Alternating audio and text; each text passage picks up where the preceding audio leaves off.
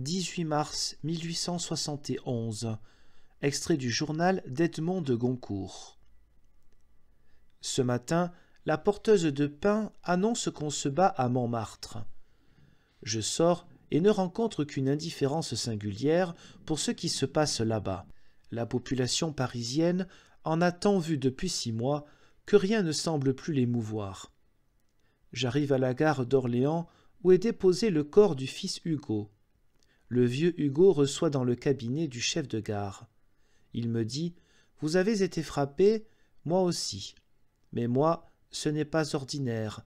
2 coups de foudre dans une seule vie. » Et le convoi se met en marche, une foule bizarre, dans laquelle je reconnais à peine 2 ou 3 hommes de lettres, mais où il y a un grand nombre de chapeaux mous, au milieu desquels s'infiltrent, à mesure qu'on avance et qu'on traverse les quartiers à cabarets, des soulards qui prennent la queue en titubant.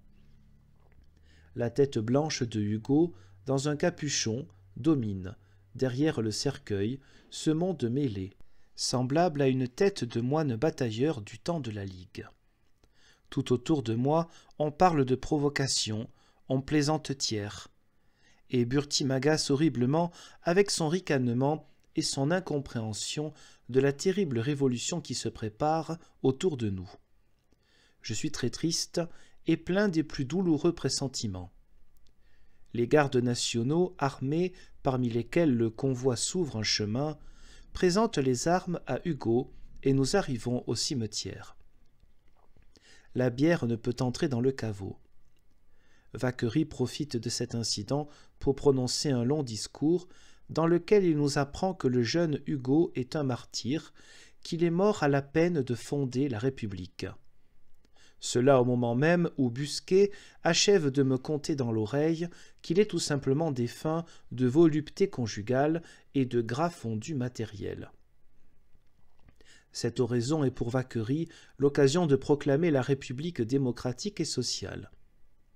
Je vais, de dégoût de voir la politique toujours mêlée à un deuil, m'asseoir sur la pierre d'un honnête bourgeois et j'attends la fin des harangues. Nous revenons. L'insurrection triomphante semble prendre possession de Paris. Les gardes nationaux foisonnent et partout des barricades s'élèvent, couronnées de méchants gamins. Les voitures ne circulent plus. Les boutiques se ferment.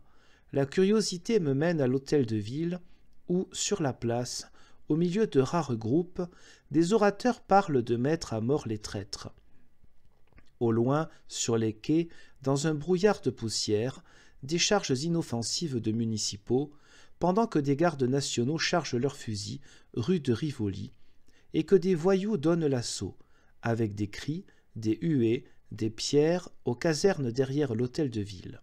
En revenant, partout des bandes criant « Vive la République !» Partout sur les trottoirs, des badauds causant de la fusillade de Clément Thomas et de Lecomte.